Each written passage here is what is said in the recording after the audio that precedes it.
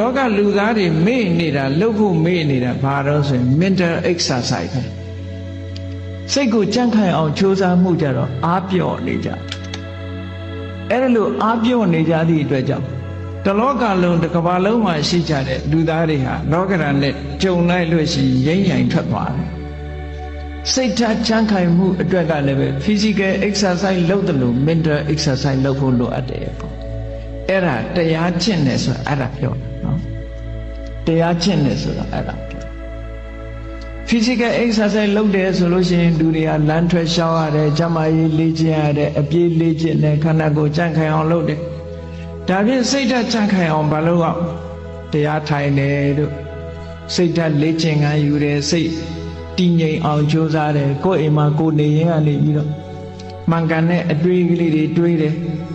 ဆိုပါစို့လောဘစိတ်တွေများနေတယ်တွေ့တာစိတ်တွေများနေတယ်တူနဲ့တူခင်မင်ပြီးတော့သိတွေ့တာမှုတွေများနေလို့ရှင်တွေးလေ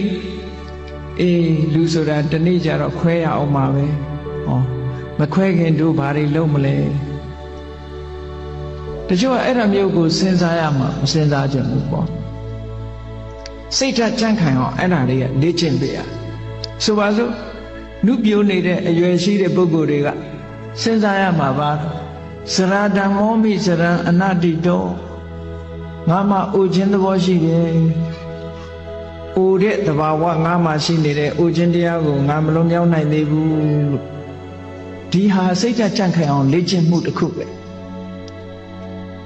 တချို့ကအဲ့ဒါတွေတွေးရင်စိတ်ပြည့်စရာကြီးလို့ထင်တယ်မဟုတ်ဘူးစိတ်ပြည့်စရာတွေးတာမဟုတ်ဘူးသဘာဝအမှန်ကိုသိအောင်ကြိုးစားစိတ်ဓာတ်ဆိုတာသဘာဝအမှန်ကိုသိမှတည်ထက်တယ်